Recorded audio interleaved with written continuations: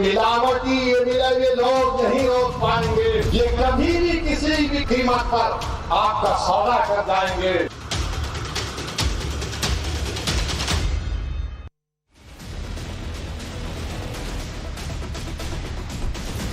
नमस्कार, दोपहर की नंबर 1 डिबेट में आपका स्वागत है। मैं हूं आपके साथ हिमांशु दीक्षित। ओवैसी की यूपी में एंट्री ने कई समीकरणों को बिगाड़ना शुरू कर दिया है। दरअसल कल एआईएमआईएम की ओर से उन 7 सीटों का ऐलान किया गया जिस पर वो चुनाव लड़ेगी।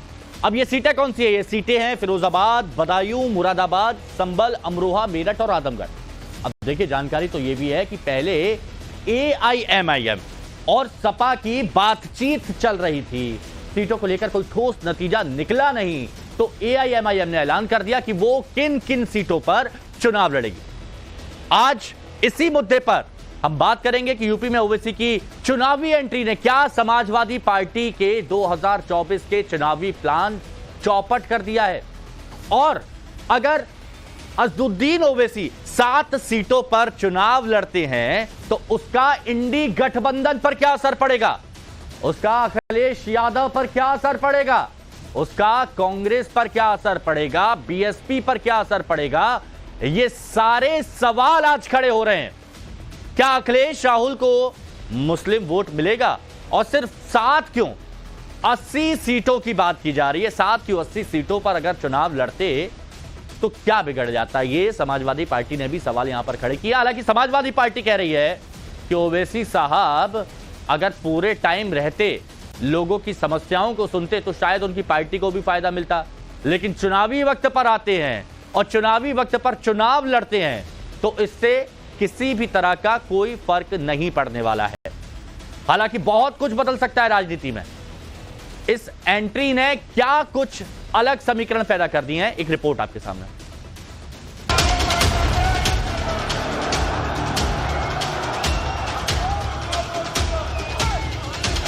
ये मिलावटी ये मिले लोग नहीं रोक पाएंगे। ये कभी भी किसी भी कीमत पर आपका सौदा कर जाएंगे।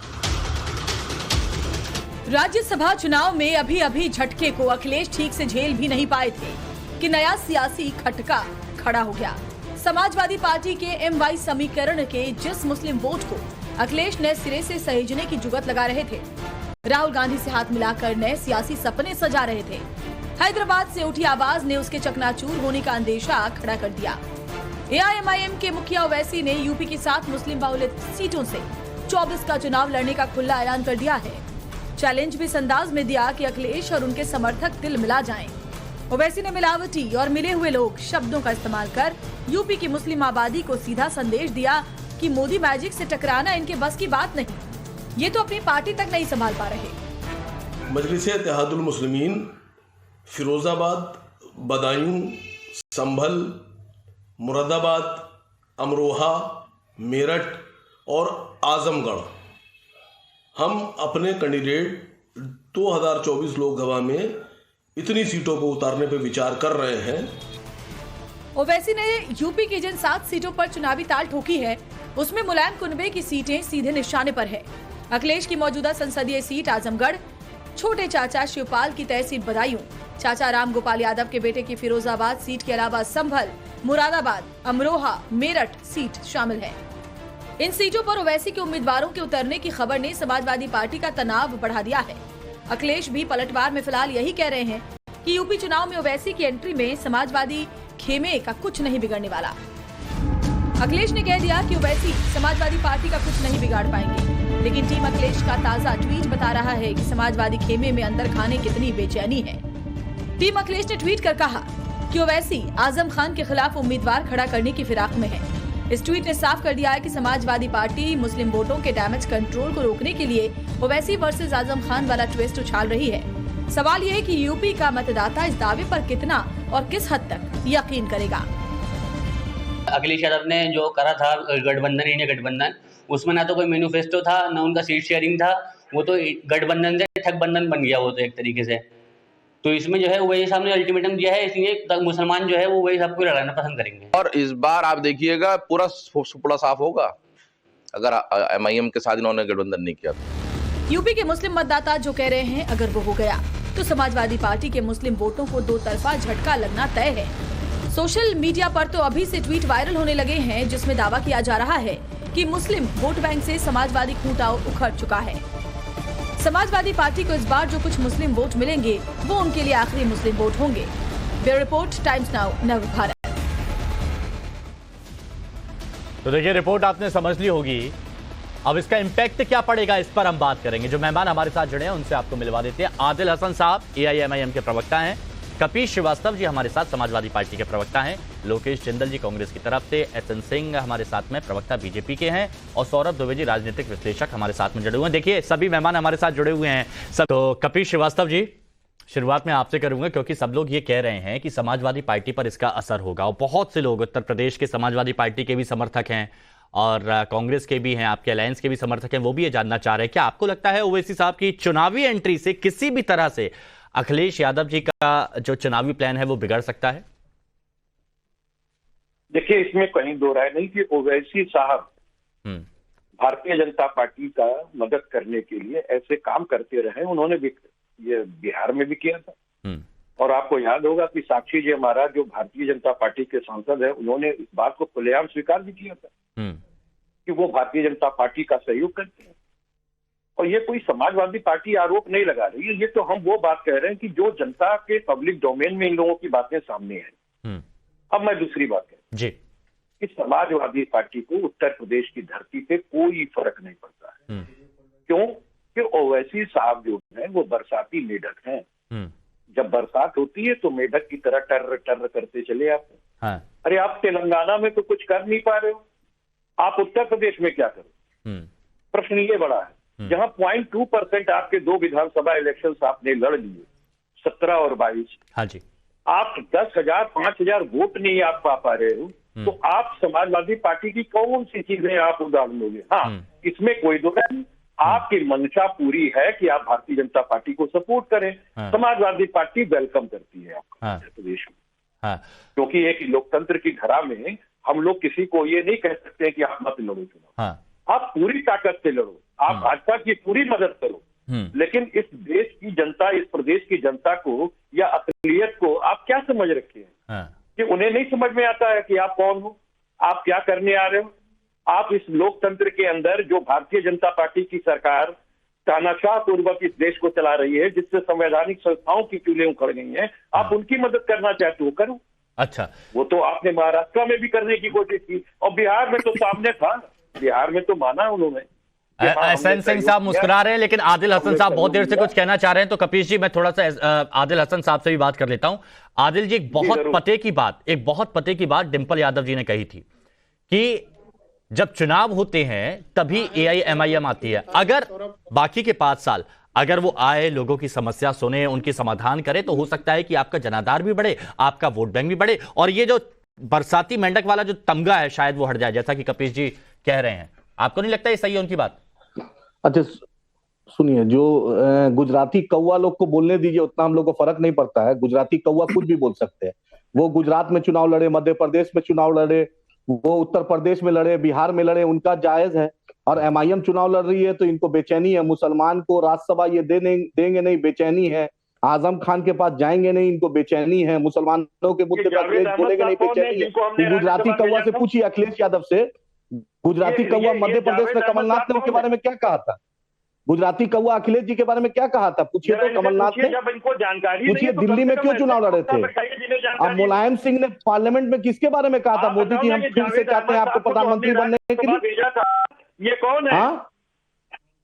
गुजराती कौवा जो अखिलेश हैं, आपने भेजा है क्या? जावेद अहमद का जिक्र कर रहे हैं कपीश जी। आदिल भाई, अरे बोलने दीजिए ना, क्यों बेचैन है? हम आपको सुने थे कि नहीं कपीश जी? हम आपका सुने थे कि नहीं? गुजराती कौवा जो अखिलेश हैं, अरे गुजराती कौवा जो अखिलेश यादव हैं, उनसे पूछिए कि रिवर फ्रंट पे क्या अंडरस्टैंडिंग की है जो अभी तक कुछ नहीं हुआ है। जहां आदिल भाई कपीश जी अभी जुड़ रहे हैं, शायद कोई टेक्निकल फॉल्ट आ गई, लेकिन आदिल भाई मेरे को यह बताइए कि बार बार ये कहा जाता है कि किसी भी राज्य में अगर आप चुनाव लड़ते तो कहते हैं कि बीजेपी को सपोर्ट देने के लिए आप जा रहे हैं। सुनिए, ये ठप्पा लगा दिया आपके ऊपर। सुनिए सर, किसी को मोतियाबिंद हो गया है तो उसका इलाज तो हम नहीं कर सकते। हैदराबाद में बहुत अच्छा आंख का ऑपरेशन होता है, भेज दीजिए अखिलेश यादव, डिंपल यादव, जितने को भेजना है भेज दीजिए, अच्छे से इलाज करा देंगे वहां पर। और इनसे पूछिए कि इन बिहार में हम 18 सीट पे लड़े थे, एक सीट पे भी बीजेपी नहीं जीत पाई थी। हम 18 सीट पे लड़े थे। इनको जानकारी होता नहीं है ये गुजराती कौओं को खाली बोलने आता है। मत करिए ना इस तरह के शब्द, छोड़िए ना प्लीज। अच्छा ठीक है सिंह साहब थोड़ा सा रुकिएगा। देखिए मैं देख रहा था कि जब समाजवादी पार्टी और AIMIM में आपसी में बात हो रही थी तो बीजेपी के जो प्रवक्ता हैं सिंह साहब वो मुस्कुरा रहे थे। मैं आता हूं, थोड़ा सा रुकिएगा। लेकिन लोकेश जिंदल जी, बहुत जरूरी है आपसे बात करना। अलायंस बना हुआ है, साथ में चुनाव लड़ रहे हैं, लेकिन बहुत महत्वपूर्ण सीटों पर AIMIM ने ताल ठोक दी है। महत्वपूर्ण सीट मैं क्यों कह रहा हूं, आप सभी समझते हैं वो 7 सीटें कौन सी हैं। कितना इंपैक्ट पड़ेगा? कोई इफेक्ट नहीं पड़ेगा। देखिए बहुत कॉन्फिडेंस के साथ कह रहे हैं। सब कुछ जानता है। आपका प्रश्न यह है कि क्या कोर वोटर को फ्लोटिंग वोट में कन्वर्ट कर पाएगी AIMIM, क्या स्विंग होगा? तो इस पर वोटर खुद जानता है। जब AIMIM की इतनी क्षमता नहीं है कि वो सरकार बना पाए या ऐसा कुछ कर पाए कि उनके सामाजिक आर्थिक मुद्दों को वो उसका हल, राजनीतिक हल निकाल पाएगी, वोटर खुद समझता है। अच्छा कि ठीक है केवल और केवल लोकेश भाई, मैं आपको रोक रहा हूं, लेकिन मैं चाहता भी नहीं रोकना। लेकिन एक बात आपने कहा कि कोई इंपैक्ट नहीं पड़ेगा। मैं एक छोटा सा उदाहरण देना चाहता हूं कि हमारी रिसर्च टीम भी मेहनत करती है, तो मैं चाहता हूं कि वो मैं बता दूं कि बिजनौर 2022 विधानसभा चुनाव की बात कर रहा हूं। SP RLD के 1445 वोटों से हार हुई, AIMIM को 2290 मिले। नकुड़ वहां पर सपा की 315 वोटों से हार हुई, AIMIM को 3,500 से ज्यादा वोट मिले। इसके साथ कुर्सी में सपा की 217 वोटों से हार हुई, AIMIM को 8,500 से ज्यादा वोट मिले। बहुत सारी सीटें ऐसे, ये रिसर्च में बोलूंगा तो टाइम बीत जाएगा, ये फैक्ट नहीं है। देखिए आपने जो फैक्ट कहे 2022 के, उसमें मैं ये मानता हूं कि हमारी खामी के कारण जो हमारा कोर वोटर था वो AIMIM के झांसे में आया।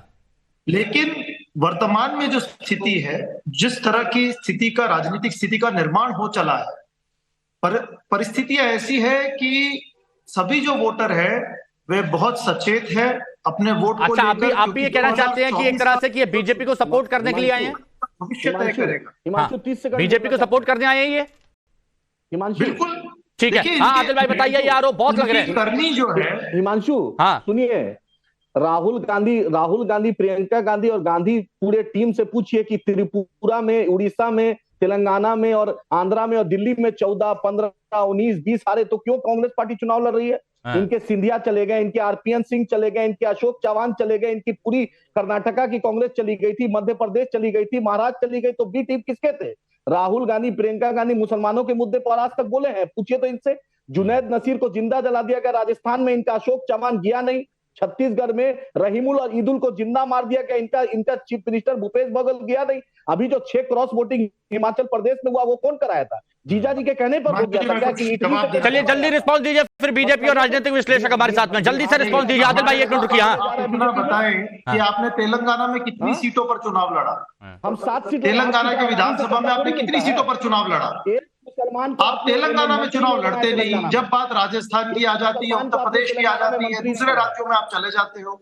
नहीं, हैदराबाद में भी जनाधार कैसे खिसक रहा है, ये चीज तो खैर जो विश्लेषक हैं वो बताएंगे कि AIMIM जहां से उनका आधार है वहां पर भी उनकी जमीन कैसे खिसक रही है। अच्छा, आज मैंने एक चीज देखी, आज जब लोकेश जिंदल जी, कपीस जी, आदिल हसन ये बात कर रहे थे, एक दूसरे के तर्कों को काटने की कोशिश कर रहे थे, तो SN सिंह साहब मुस्कुरा रहे थे।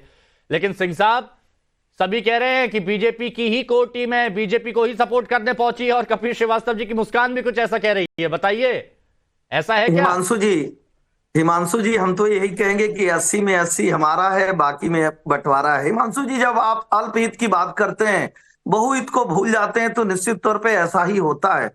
हम तो सर्वहित की बात करते हैं। जब राम भी हमारे, कृष्ण भी हमारे, सनातन भी हमारा, शंकर भी हमारे, पूरे प्रदेश का विकास और प्रदेश की 25 करोड़ जनता भी हमारी, तो जीत भी हमारी। नहीं, लेकिन सिंह साहब कहेंगे कि जो सिंह साहब, हिमांशु जी, हाँ सिंह साहब, एक चीज सुनिए ना, मैं आपकी बात सुन रहा हूं, लेकिन लोग ना एक सवाल यहां पर जानना चाहते हैं कि ऐसा कई राज्यों में बहुत से लोग बोलते हैं कि जहां AIMIM जाती है, बीजेपी वहां पर बिल्कुल 100/100 डिस्टिंक्शन के साथ पास हो जाती है, और जो सीटें AIMIM ने चुनी हैं उसको लेकर भी सवाल है कि भैया ठीक है, मुस्लिम बाहुल सीटें हैं, लेकिन उसके बावजूद बड़े बड़े लोगों को यहां पर चिन्हित किया जा रहा है। हिमांशु जी, हाथ कंगन को अरसी क्या, साफ साफ आप देखेंगे तेलंगाना में इंडी गठबंधन नेता किसको बनाती है? AIMIM को बनाती है।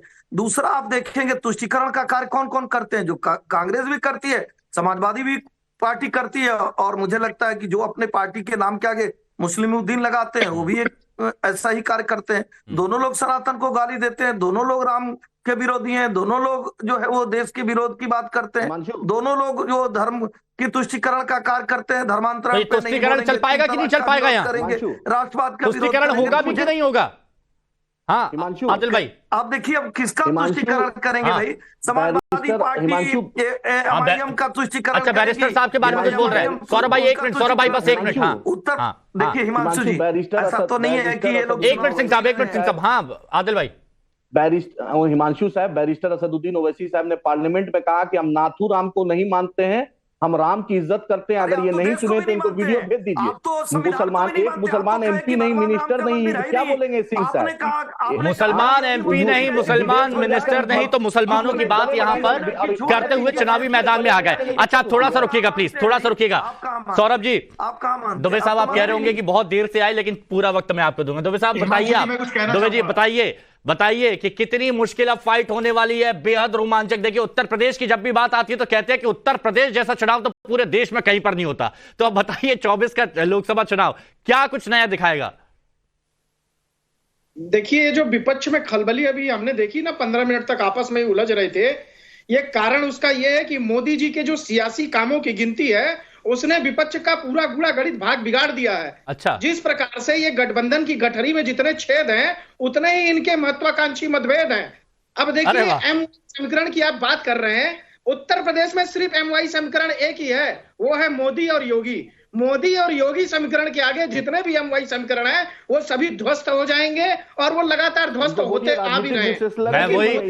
मैं सौरभ दुबे जी, मैं यही सोच रहा था मैंने कि राजनीतिक विश्लेषक है, थोड़ा विश्लेषण करेंगे, लेकिन यहाँ तो MY समीकरण का नहीं, मैं विश्लेषण ही कर रहा हूँ, बात तो सुनिए। मैं तो एक समीकरण की बात कर रहा हूँ। MY समीकरण जो है वो सभी एक ऐसा समीकरण है जो इतने वर्षों से 2014 से देश के अंदर, उत्तर प्रदेश के अंदर जनता के MY में मोदी और योगी दिखाई देते हैं, करती है समाजवादी। नहीं, कपिल जी भी अपने तर्क रख रहे हैं, कपिल जी की भी बात सुनिए जरा। अरे कपिल जी की बात सुनिए, वो अपने तर्क रख रहे हैं अच्छे से। प्रधानमंत्री नरेंद्र मोदी की पार्टी 95 सीट। सिंह साहब प्लीज, सिंह साहब तीन लोग, सिंह साहब सुनिए ना, तीन लोग एक साथ बोलेंगे तो बात नहीं आएगी। एक बार सौरभ दुबे और कपिल श्रीवास्तव। हाँ कपिल जी।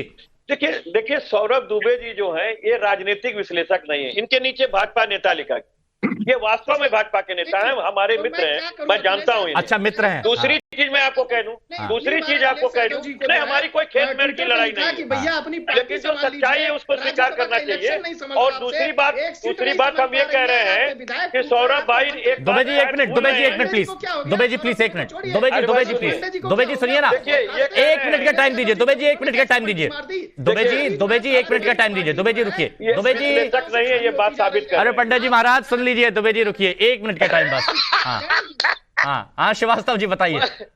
मैं ये कह रहा हूँ हमारे दुबे जी जो है विश्लेषक अगर होते तो इस तरह की नेतागिरी न करते। और दूसरी चीज मैं ये कह रहा हूँ कि इन्होंने अभी ये कहा, अब देखिए फिर बोलने नहीं देंगे। अच्छा सुनिए, अरे दुबे जी सुनिए, अरे एक फायदा आपका भी करा। अरे आपके मित्र मना लीजिए जरा उन्हें, आपके मित्र। अरे आपका भी फायदा, आपका फायदा ये करा दें। इन्होंने कहा कि अभी 15 मिनट में विपक्ष आपस में उलझा रहा। अरे साहब विपक्ष आपस में नहीं उलझा रहा, विपक्ष एक साथ है, कांग्रेस और समाजवादी पार्टी।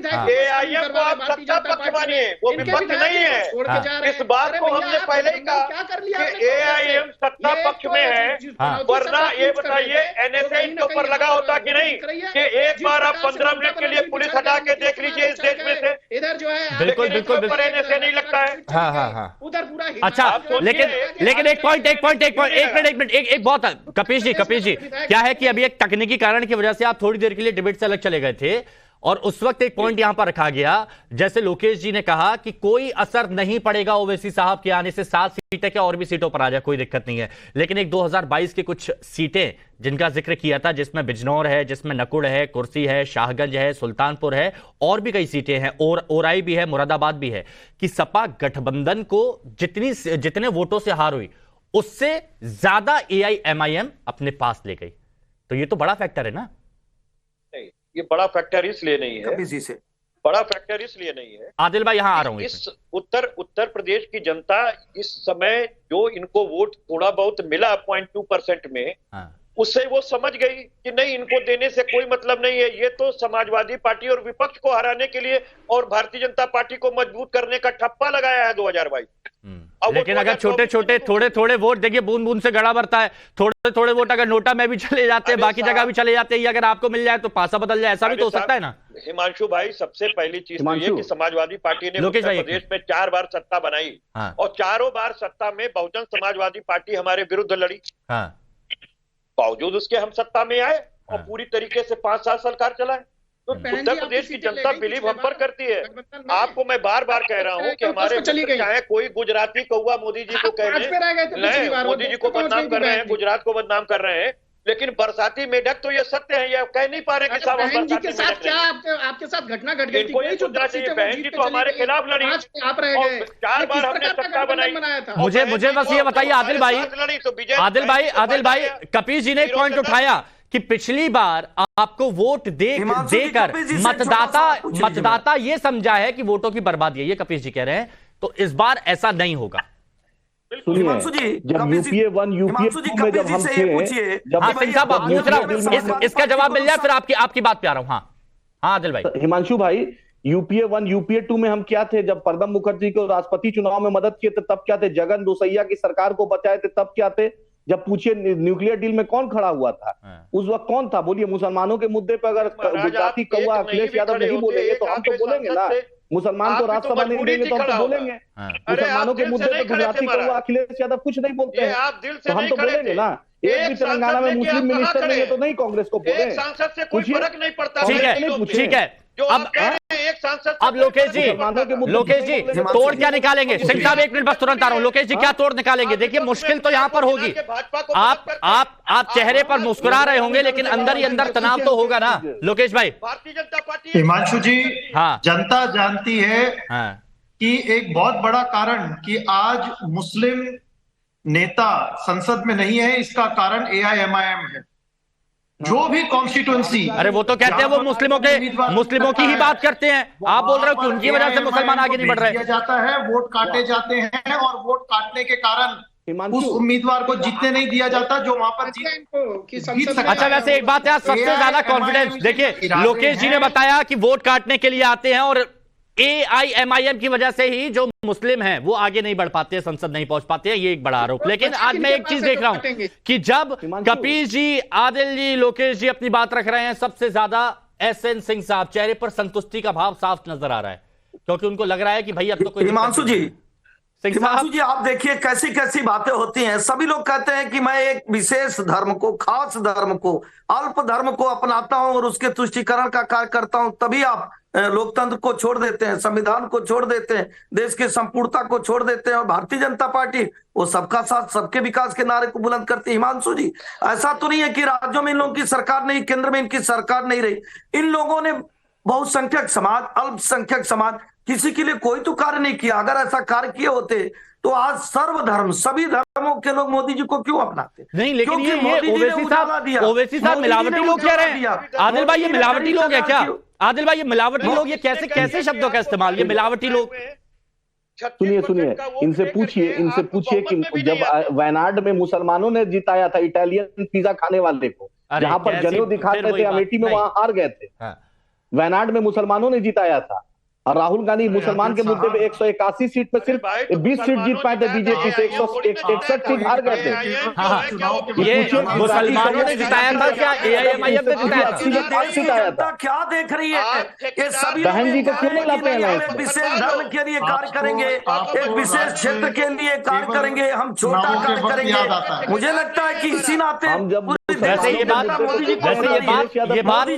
ओवैसी साहब से पूछनी भी चाहिए, जैसे डिंपल जी कह रही है, समाजवादी पार्टी कह रही है और बाकी लोग कह रहे हैं कि आखिर चुनावों के वक्त पर ही इतने ज्यादा एक्टिव क्यों होते हैं? बाकी के 5 सालों में अगर गलियों में घूमे तो शायद बहुत कुछ फायदा हो सकता है AIMIM को। बहुत बहुत शुक्रिया आप सभी का हमारे साथ जुड़ने के लिए, चर्चा में शामिल होने के लिए।